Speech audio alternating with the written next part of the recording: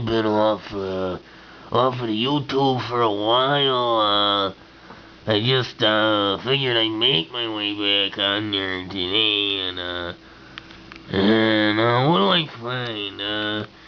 I started making my way back on YouTube. I do that by getting online, typing in .youtube.com.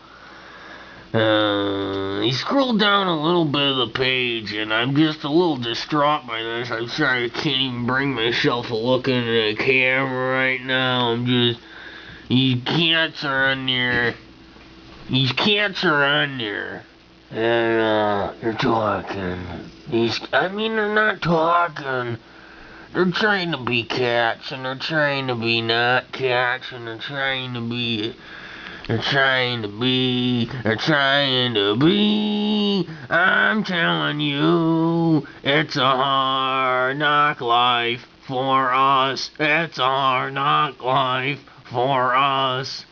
Are you feeling me?